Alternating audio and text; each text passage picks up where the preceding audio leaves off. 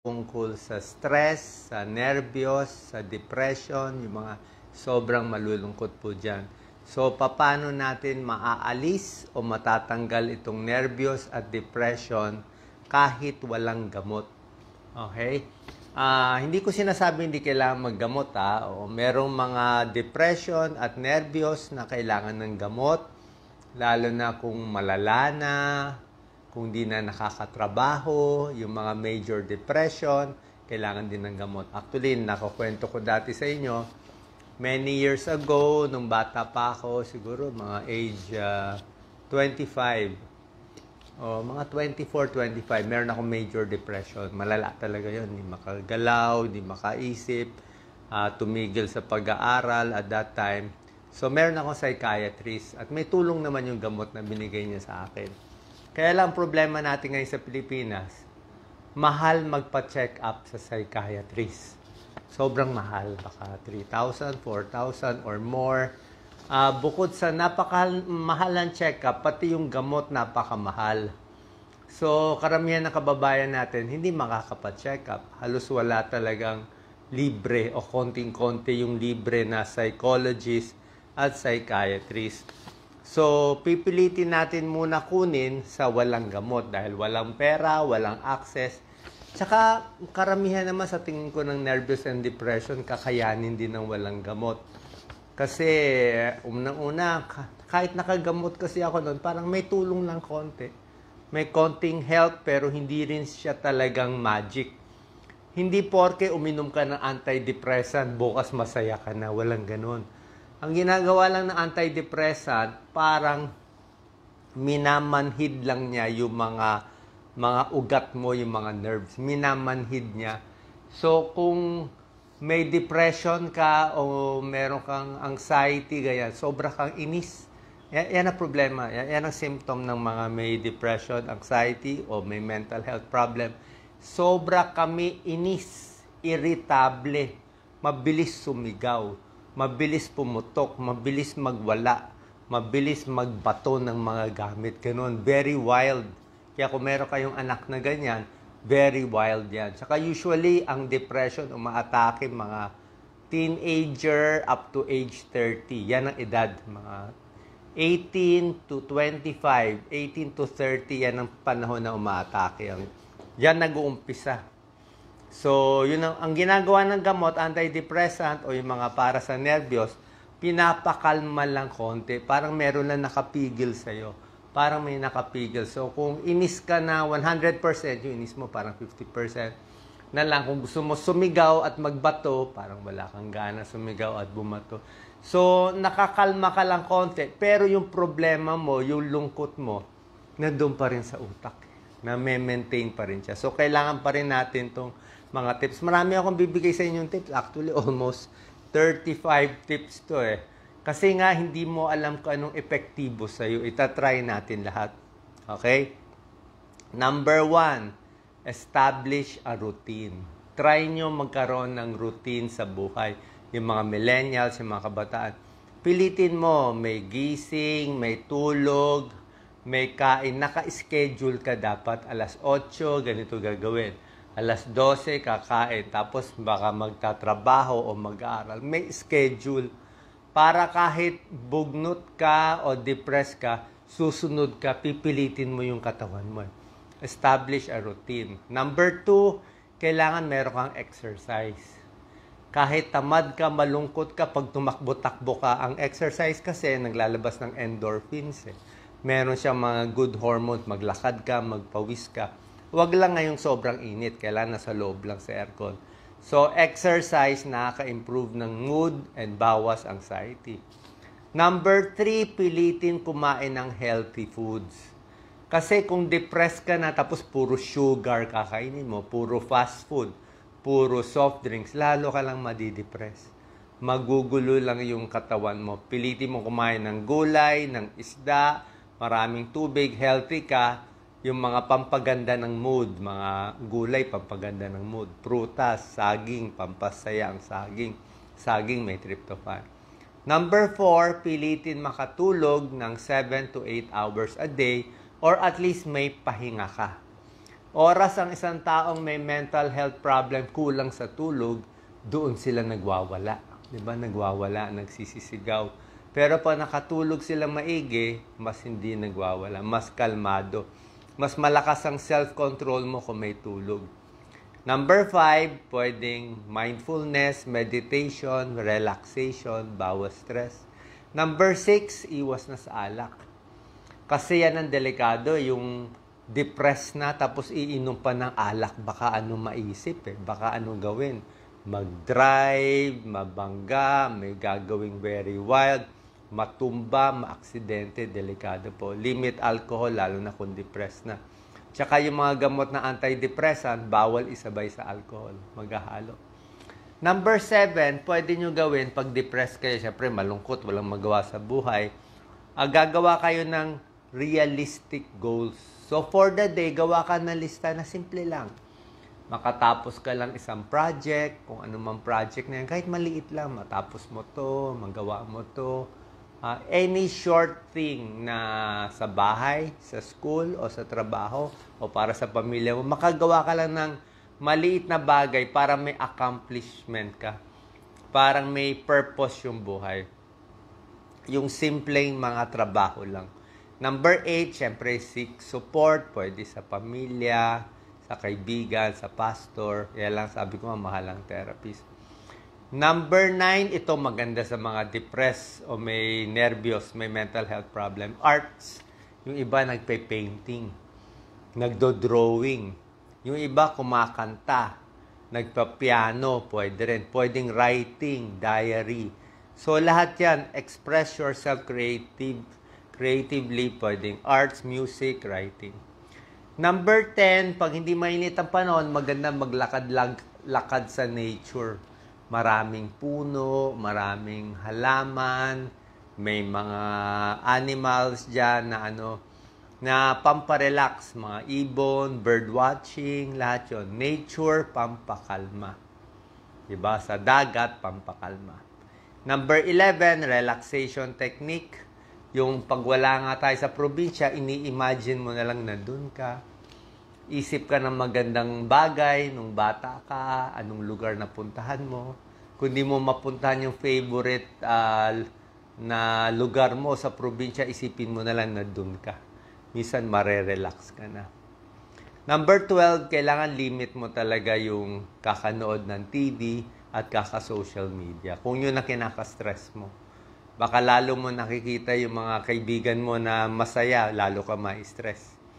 Diba? Pag nakita mo iba, nag-abroad, may accomplishment, ganyan, malulungkot ka lalo. Kaya siguro iwas na lang sa pagtingin ng scroll ng newsfeed ng mga kaibigan mo. Hanapin mo na lang yung mga self-help na nakakatulong sa'yo. Number 13, volunteer. Tumulong sa mga naliligaw na pets, tumulong sa mga matatanda, anything. Volunteer group, masarap po, nakaka-relax yun. Number 14, bawas sa pagbasa ng news. Kung may news, may gera sa ibang bansa, pwede mo ilimit. Palagay natin, kahit importante yung topic, kung feeling mo matitrigger ka, wag mo na lang muna basahin. Diba? Habang may nervyos ka. Number 15, stay socially connected. Text mo mami mo, text mo tatay mo. Sabi nga nila pag stress ka, call your mom. Yun ang pinakamalakas na stress reliever. Call your mom. Tawag ka sa nanay mo. Yun ang pinaka-stress reliever. Number 16, limit trigger. Ano man ang trigger sa'yo na magwala at magalit? Baka sinisilip mo yung girlfriend nung boyfriend mo dati. Yung mga kung ano nakaka-trigger sa'yo. Kung nakita mong masaya yung kaaway mo, baka yun ang mag-trigger sa'yo. Diba? Iwasan mo na yung mag-trigger sa'yo. May lahat tayo may trigger. Baka ma-trigger ka ng mga horror movies o iwas mo na yung nag-trigger ng stress and anxiety mo. Layo ka na. Number 17, out of 25, challenge negative thoughts. Pag may pumapasok na negatibo sa ulo mo na parang may nagbubulong ng masama, palitan mo ng positive. Kung anong maganda. Okay? Ipilit mo, i-positive. Doon tayo. Number 18, maganda to. Be thankful. Practice gratitude. Pwede tayo magpasalamat. Ako, pag nagpasalamat, maliit na bagay na nabuhay pa tayo today. Pasalamat tayo, nakakalakad pa tayo. Kahit masakit dito sa likod ko, okay naman nakakalakad, nagkakagalaw pa. Yung ibang tao, di makalakad. Yung iba, stroke, naka-wheelchair. Yung iba, hindi na makaisip. Yung iba, wala makain. So, kahit anong maliit na bagay, be happy. Be thankful na nagagalaw ang kamay, nakakasama ang pamilya, at least for the day. Small things lang. Magpasalamat tayo, lalo na doon sa mga kaibigan natin. Number 19, get organized. Yan, minsan, marami sa inyo, ang hula ko, makalat. Bahay nyo makalat, yung gamit, tapon dito, tapon doon, yung bag nakakalat, makeup nakakalat, cellphone nakakalat, nawawala. Ngayon, kung makalat yung kwarto mo, makalat din yung isip mo. Tandaan yan, pag makalat yung kwarto, nakakalatan din yung utak natin. Kaya pag inorganize mo yan, nilinis mo, inayos mo, magaganda rin ang mood mo. Okay? Number 20, learn to say no. Pag may lumapit sa'yo, uutusan ka, may gagawin, pinipilit ka gawin, sabihin mo na lang no, kasi hindi mo kaya. Di bali sumama yung loob kung talagang tingin mo hindi mo kaya. Number 21, tubig, pamparelax. Pag ako na-stress, tubig. Inom ng tubig. Tapos punta sa banyo, inom ulit ng tubig. Pamparelax yan. Kasi pag kompleto ka sa tubig, masarap pakiramdam, good for the brain, mas gumagana yung utak natin, maganda rin sa puso, good for circulation, stay hydrated, lalo na mainit ang panahon. Number 22, self-care. Mahalin ng sarili, huwag sisihin ng sarili. Marami sa atin sinisisi ang sarili. Ikaw kasi, baka kasalanan mo yan, tigas kasi ng ulo mo, hindi ka matuto. Kung meron tayong mga kasalanan nung bata pa tayo, minsan naisipin natin, minsan walang choice eh. Parang part of growing up eh. Minsan nasaktan natin magulang natin, hindi mag-apologize. Nasaktan natin yung kaibigan natin, may ginawa tayong masama, di tawagan natin. Ready tayo humingi ng tawad, makabawi kung ano ba yung bawiin natin sa pera, sa tulong, sa gamit, kung ano may kasalanan natin para malinis yung conscience natin. Minsan kasi kailangan natin madapa. Hindi porke nakasakit ka ng ibang tao, masamang tao ka na. Minsan, ganun eh. Ang kabataan, puro hormones eh. Puro testosterone. Gusto magwala, gusto magsigaw, gusto mag-boyfriend, gusto mag-girlfriend. Hindi maiwasan eh. Hormones yan eh.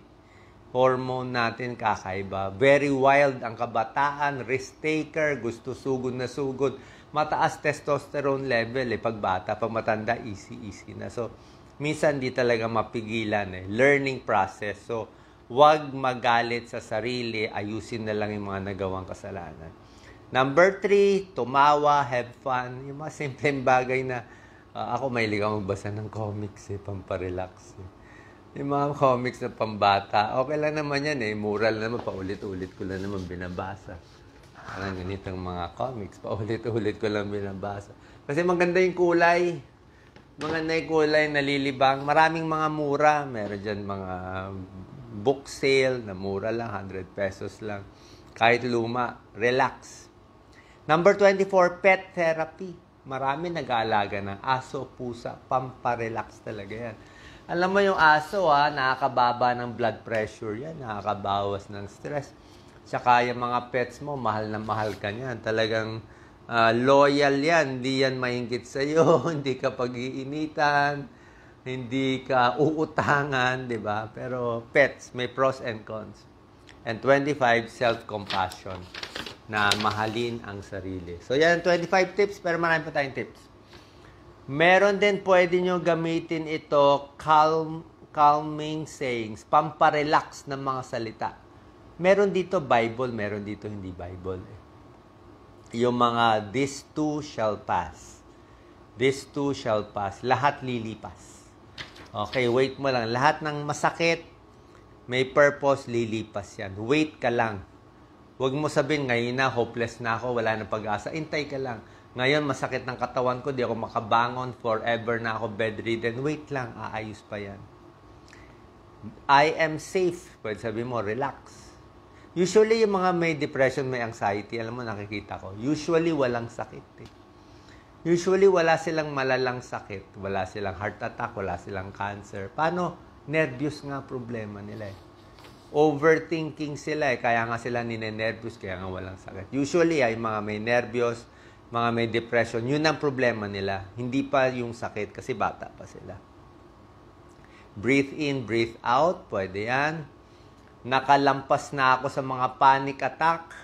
Kaya ko na ulit to. Sabihin pa ulit-ulit na. Especially kung matanda na kayo. Kung kayo may depression pa, edad 40, 50. Dapat, sinasabi ko lagi, magsawa na yung sakit sa inyo. Ano ibig sabihin? Ganito. Kung 20 years old ka, may depression ka, may anxiety, okay lang yun, kabhan ka, mag-emergency room ka. Pero kung edad 50 ka na, 20 times ka na nag-a-anxiety, nagpa-panic attack, paulit-ulit, wala naman nangyayari. So, wag na tayong overacting. Baka mamaya, 70 years old ka na, nag-anxiety ka na. Dapat magsawa ka na doon. Ibig sabihin, sanay ka na doon sa anxiety and depression, nasa dugo mo na yan, di ka naman mamamatay dyan. Huwag mo na pansinin, di ba? Alam mo na eh, sanay ka na dapat yan eh. Kaya nga, I've been through this before and survive. Paulit-ulit lang yan, huwag nang pansinin. Talagang hormones lang yan. Depression, anxiety, hormones yan eh. Nagkukulang ng dopamine yung utak natin. It's just a wave and waves always pass. Wave lang yan. Parang kaba lang yan. Kaba. Okay? I am stronger than my anxiety. Oh, mas malakas ako. Labanan nyo. Steady lang. Meron pa ibang magagandang tips ha. Ito. Pwede nyo strategy. Piliin nyo lang kung gusto nyo. Ito. Humming. May mga pag-hum. Hum. Pwede mo i-hum yung kanta mo. Hum. Nakarelax. Humming, nagba-vibrate. Pag nag-vibrate, maganda yung nitrous oxide eh. Nagba-vibrate, maganda sa baga. Gumaganda yung oxygen. Pag nag-hum, humihinga ka dahan-dahan, hum. Pag nag-hum ka, pati yung mga sipon-sipon sa tenga, sa ilong, bumababa. Kaya nga may kumakanta o nag-hum, maganda. Maganda sa baga, pampalakas ng baga. Yung humming or singing. Pero humming, mas madali. Kaya yung bata, pag naaantok at kinakabahan, di ba, nag-hum tayo. Kinakantahan natin parang, parang pampatulog ng bata yan eh. Pamparelax siyang humming sound. Yung mga nagme-meditate sa Tibet, sa mga Buddhist, anong ginagawa nila? Nag-hum lang sila eh. Meron silang meditation. Ano ang meditation nila? Usually may keyword lang na paulit-ulit. Yung naka-ano sila, D4, di ba? Usually ang keyword nila, Om eh. O-M eh. Om. Om, paulit-ulit lang yan. The whole day, Om, para ma-relax yung ulo. Humming yun. Yung iba, pag nai-stress, kinakabahan, magbibilang lang ng numbers, pabaliktad. 100, 99, 98, 97, 96, 95. Bakit? Ano purpose ng pagbibilang? Ilibang lang yung utak. Imbis na isipin mo, nagpapanik ako, mamatay na ako, atakihin ako sa puso. Hindi, nagbibilang ka, 95, 94. Ako, may trick pa ako minsan eh. Pag nasa banyo ako, binibilang ko yung mga bricks eh. Alam mo yung mga bricks? Yan, parang ito, ilan ba to? Itong mga bricks namin dito. 1, 2, 3, 4. Binibilang ko yan, kakabilang-bilang. Minsan malilibang ka. Habang umiihi ka, umiisip mo, malibang ka lang eh. Nililibang mo na yung ulo, yung utak mo para wag ka mag-focus sa nervyos mo eh. Kasi yung nervyos and negative thoughts, pasok ng pasok eh. So, kokontrahin mo siya. Magbilang ng kahit anong bagay. Tapping, tap. Pag tap, pwede rin tap. Tap. Parang massage. Chewing gum. Marami akong chewing gum. Chewing gum, pamparelax. Alam nyo, kailan ako ng chewing gum? Very important sa akin, chewing gum. Meron kasi akong konting sinusitis, meron akong allergic rhinitis. Minsan, napupuno yung tenga ko. Napupuno ng sipon. So, pag nag-chewing gum ka, parang airplane, lunok ka ng lunok, nagbubukas yung eustachian tube, lumilinaw ang tenga ko. Kung may sepon, allergic rhinitis, pwedeng chewing gum para bukas yung eustachian tube at mas maganda ang daloy nung mababawasan yung mga sipon-sipon at sinusitis. Chewing gum, pampagana rin ng utak. Yung chewing action, mastication, tingnan nyo, may pag-aaral yan, pampagana ng utak. Laughing, visual distraction, titingnan lang. Shaking it out, pwede man shake lang, di ba? Alug-alug lang, lakad-lakad, stretch lang, di ba? Pag ano. Maganda yan, pampa-relax. Pero dahan-dahan lang, wag lang masyadong malakas. Find a safe space. Hanap ka ng favorite taguan mo. Pwede rin yun. Okay? Yung iba, ground yourself. Grounding technique. Ito, grounding technique pag nagpa-panic attack.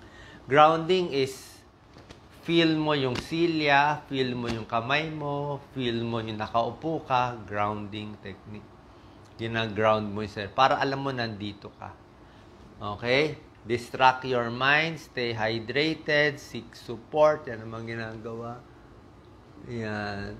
Nagbabalik-was. Bigla daw siya nang hihilo, nalilito, nangihina pa, naiisip ang family problem, panic attack yan. Sigurado yan. Biro mo ganito Ito secret ko. Experience ko to. Kahit cardiologist ako, expertise ko psychiatry. Bakit ko expertise? Alam ko, sakit ko yan Sakit ko anxiety, sakit ko depression Kaya nga sa med school, mataas grade ko sa psychiatry. Believe nga yung psychiatrist ko Sabi niya, Willie, relax ka lang. Masyadong mataas grade mo to. Sabi ko, alam ko po lahat to Nararamdaman ko lahat ng symptoms. So, yung sinasabi nung isang nagme-message, bigla siya nanghihina pag nakakaisip siya ng masama. Tama yon. Biglang maganda mood mo, bigla kang parang lupasay na kandilang nauupos. Pero may secret ako sa inyo. Ito secret ko. Ang secret ko, kahit ganyan ka bumagsak ang mood mo, tandaan nyo. Isang click lang, tanggal ang nervyos mo, masaya ka na ulit. Pwede mangyari yun. Madalas mangyari yun. Paano mangyayari? Ano lang meron lang iikot sa utak mo, masaya ka na ulit Ito si Doc Lisa, magaling na psychologist. Misa kakausapin ko lang, sasabihin ko, marami ako iniisip, marami akong problema, marami ako iniisip. Sabi niya, ano iniisip mo? Kanino ka naiinis? Usually, kaya ng question niya. Tapos, pag nasabi mo, na kwento mo, parang nalabas yung nana, mamaya, pag tingin-tingin mo, after 15 minutes, uy, masaya na ulit ako, relax na ulit ako. So, yung mga sobrang panic attack na feeling mo, mamamatay ka na, tiyaga-tiyaga lang, relax lang. Pag naubos na yung epinephrine at stress hormone na nilabas ng katawan mo, napawisan ka na, nalupaypay ka na, napagod ka na. After 30-40 minutes, kita mo, paglakad mo, uy, relax na ako So, ibig sabihin, pwede isang bagay lang na makita mo, tanggal agad yung stress. Masaya ka na ulit. Kaya wait for it. Hindi lagi nangyayari pero pwede mangyari Kaya wag tayo overacting pag masyadong depressed at malungkot. Tiyaga lang, tiis lang. Lahat naman tao may sakit Okay? Pagdating dito sa psychotherapy, ito yung gamutan ng this is psychotherapy. Yun lang mahal nga psychiatrist. Yun lang problema natin. Meron din exposure therapy. Ito ginagamit ko nito sa anxiety. Exposure therapy, takot ka magsalita sa maraming tao na 100 people. 'Di ba? O takot ka sa school. Ang gagawin mo, magsasalita ka muna sa 3 tao. Magsalita ka sa 4 na tao kaharap mo. Bago 10, unti-unti. Ine-expose mo sarili mo sa stress. Ganun Pwedeng ganun din. May takot ka mag-isa.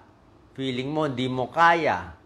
Meron ka mga agoraphobia, takot ka sa open space. Subukan mo, 5 minutes muna ako mag-isa. Mamaya 10 minutes, mamaya 20 minutes. Patapang ka ng patapang. Takot ako maglakad dito sa mall mag-isa, iwan ka muna, pakonti-konti. Takot ako mag-isa, baka may lumoko sa akin, ganyan. So, unti-unti, expose yourself. Kung saan ka takot, gawin mo unti-unti para ma-desensitize kami, ganun. Pagdating sa gamutan, ito.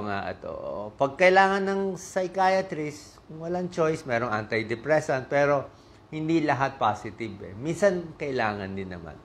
Hindi ko sinasabi bawal, pero bukod sa gamot sa antidepressant, kailangan yung gawin itong pinapayo ko. Kasi kayo pa rin magpapagaling sa sarili nyo. Itong antidepressant, parang suporta lang siya. Bagasano, kung sa bali, konting cast lang siya. Konting tulong lang. Pero kayo pa rin magpapagaling sa depression nyo. Ako, gumaling depression ko, tulong lang ako, tulong. Gamot lang ako ng gamot. Pag nakita ko yung pasyente na malala, na stroke, umiiyak, tanggal depression ko. Mas malala siya. Siya malala nga. Hindi ko alam kung paano pa siya mabubuhay within a year. Tapos ako na anxiety, na di-depress. So, matatanggal yung depression ko, malilibang ako, magpo-focus ako doon. At pag natulungan mo yung mahirap, lalo na yung walang pera, nabigyan mo ng gamot, natulungan mo, sumaya siya, masaya na rin ako. Diba? So, yan ang secret Pag tumulong ka, masaya ka rin So, meron ding mga benzodiazepine, ito yung mga Valium, diazepam, lorazepam, mga Lexotan, pwede rin to. Pamparelax, pa konti-konti as needed. Pero psychiatrist magbibigay. Merong mas madali, umiinom ako beta blocker. Itong mga metoprolol. Itong mga metoprolol, 50 milligrams, half tablet sa umaga. Ginagamit ngayon to, uso ngayon to sa Amerika, ginagawang anti-anxiety. Pero ako matagal na ako naka-metoprolol Ang dose ko, mga 1/4 lang 1/4 tablet. 50 milligrams, 1/4 tablet, twice a day, 3 times a day. Very harmless yan, walang problema. Pampabagal ng heart rate, pamparelax. Siguro may 30 years ko na iniinom. So, matagal ko na iniinom, alam ko na pampakalma siya. So, kahit kinakabahan ka, heart rate mo mabagal. Tsaka okay ka, mas kalma ka. Yan ang trabaho ng beta blocker, pampabagal ng puso, medyo bababa konti ang blood pressure, pero pampakalma. So, minsan ginagamit din nila yan. Anyway, paalam nyo sa doctors nyo, tapos itong mga tips natin. Okay? Anxiety, nervous, panic niya, everyday. O, dapat magsawa ka na. Diba? Ito si Oliver. Everyday na, buhay ka pa for 1 year. Huwag mo siya pansinin. Nagpapapansin lang ang anxiety mo. Everyday. Diba? Dapat, alam naman, hindi ka masaya sa other days. Diba? Huwag mo na pansinin. Part of life na yan. Parang arthritis, part of life. Allergic rhinitis, part of life. Irritable bowel syndrome, laging makulo ang tiyan ko, part of life So, accept mo na araw-araw may nervyos. Kung may araw na hindi ka nervyos, doon ka na lang maging masaya. Okay? Salamat po. Thank you po. Ingat po. Yan. Salamat po.